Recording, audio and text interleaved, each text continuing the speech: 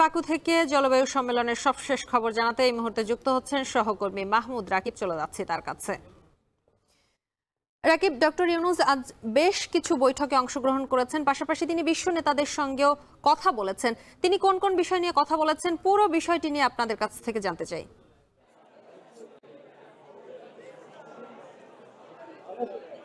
হ্যাঁ শম্পা, আপনার মাধ্যমে আমিও সারাদিনের সংবাদ শুনছিলাম, দর্শকরা নিশ্চয়ই দেখছিল আজ সারাদিন এই বিশ্ব জলবায়ু সম্মেলনে কি কি হয়েছে এবং প্রধান উপদেষ্টার সামগ্রিক আয়োজন আপনি বলছিলেন। তো আমি একটু এর বাইরের অংশগুলো বলতে চাই। যেমন ঠিক আমি এখন যেখানে রয়েছি এটি হলো এই বাকু সম্মেলনের বাংলাদেশ যে প্যাভিলিয়ন, তার ঠিক সামনে আমি রয়েছি। এই বাংলাদেশ প্যাভিলিয়নে তিনি মূলত এই বাকু বা আজারবাইজানের সময় বিকেল 5টার দিকে তিনি এসেছিলেন। এসে তিনি এখানকার যারা জলবায়ু বিশেষজ্ঞ কিংবা পরিবেশ কর্মী, পরিবেশবিদ বাংলাদেশ থেকে এসেছেন, তাদের সঙ্গে অনেকটা কথা বলছিলেন, শেয়ার করছিলেন বিভিন্ন বিষয় নিয়ে কিভাবে কাজ করা যায়। তখন তিনি মূলত আমাদের সাথে কথা বলেন এবং সেটি আমরা আপনাদের মাধ্যমে সরাসরি দর্শকদের দেখিয়েছিলাম। সেখানে তিনি কিন্তু খুব গুছিয়ে বা খুব মজা করেই বলছিলেন এবং সেটি কিন্তু খুব ইম্পর্টেন্ট ছিল, কথা গুরুত্বপূর্ণ। তিনি বলছিলেন যে যখন কারো ঘরে আগুন লাগে তখন কিন্তু সে আগুন থেকে সেই ঘরের কেউই বাঁচতে পারে না, এবং তিনি সে আগুন লাগার সঙ্গে বা এই ঘরের সঙ্গে ঘরটিকে তিনি পুরো বিশ্বকে বুঝিয়েছেন। এবং তিনি বলছিলেন যে বিশ্বে যখন এই আগুন লাগবে, এবং তিনি আগুন লাগাটাকে তুলনা করছিলেন পরিবেশ ধ্বংসের সঙ্গে। সেটি বলছিলেন যখন পরিবেশ ধ্বংস হওয়া শুরু হবে, যখন নেতিবাচক প্রভাব পুরোপুরি শুরু হবে, তখন কিন্তু তা থেকে বিশ্বের ধনী দেশ হোক আর গরিব দেশ হোক কিংবা কার কত অর্থনীতি শক্তিশালী, এটি কিন্তু পরিবেশ বা প্রকৃতি তখন আর দেখবে না, সবাইকে কিন্তু ধ্বংস করে ভাসিয়ে নিয়ে যাবে। এটি কিন্তু তিনি খুব স্পষ্ট করে বলছিলেন। এবং তিনি বলছেন এই সংকট থেকে সমাধানের জন্য তিনি 3টে জিরোর কথা বলেছেন, এবং তার মধ্যে একটি হলো শূন্য কার্বন নিঃসরণ ব্যবহার। এবং সেখান থেকে তিনি বলছেন এখন যে তরুণরা এটি ব্যবহার করে সপ্তাহে 7 দিন, এমন 5 জন করে তরুণদেরকে নিয়ে একটি দল গঠন করতে বলেছেন।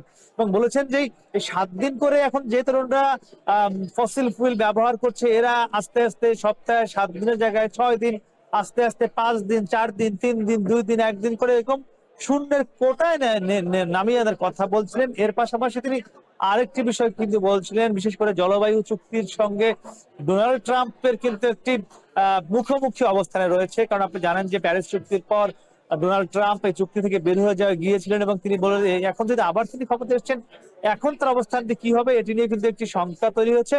তো এটি ডক্টর ইউনূস বলেছেন যে এটি আসলে সময় সাপেক্ষ ব্যাপার। মাত্র যেহেতু তিনি ক্ষমতায় এসেছেন, এখান থেকে তিনি কতদিন পরে কি অবস্থান নেবেন এটি দেখবার জন্য 2-3 মাস অপেক্ষা করতে হবে।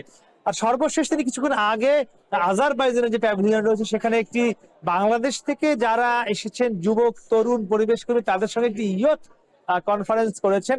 সেখানে কি কি ঘটেছে আমি একটু জানতে চাইবো। আমার সঙ্গে রয়েছেন অধ্যাপক ডক্টর আহমেদ কামরুজ্জামান মজুমদার। আপনি তো সেই যে কনফারেন্সটি হলো বা লিডার সামিট বলি বা আড্ডা বলতে পারি, বাংলাদেশ থেকে যারা এসেছেন, ডক্টর ইউনূসকে আমরা দেখলাম খুব হাসি খুশি ভাবে, খুব উচ্ছল ভাবে অনেক কিছু আদান প্রদান করছিল। কি করেছেন, কি বার্তা দিয়েছেন বাংলাদেশের তরুণদের? আপনি ঠিকই বলেছেন। আসলে ইয়তদের জন্য যা একটি গ্যাদারিং ছিল, এটা ইয়ত গ্যাদারিং নামে এই অবস্থানটি ছিল। সেখানে প্রফেসর ডক্টর মোহাম্মদ ইউনূস যেটি করেছেন, সেখানে to build a new civilization, এই টাইটেলে উনি তরুণদের সাথে মত বিনিময় করেছেন। সেখানে বাংলাদেশ ছাড়া পৃথিবীর অন্যান্য দেশের, আফ্রিকা থেকে শুরু করে আমেরিকা বা ইউরোপের তরুণরাও ছিল। সেই গ্যাদারিং এ উনি প্রধানত 3টি বিষয়ের উপরে আলোকপাত করেছেন। যার প্রথমটি ছিল উনি আর্টিফিশিয়াল ইন্টেলিজেন্স ব্যবহারে সতর্কতা অবলম্বন করার কথা বলেছেন। যে উনি বলেছেন আর্টিফিশিয়াল ইন্টেলিজেন্স ভালো, কিন্তু সেটি যদি অটোমেটেড ইন্টেলিজেন্স হয়ে যায় তাহলে সেখানে মানুষের চিন্তাধারার যে বিষয়টি আছে সেটি যথার্থভাবে প্রতিফলিত না হতে পারে। তো এই বিষয়টি থেকে উনি সাবধানতা অবলম্বন করতে বলেছেন।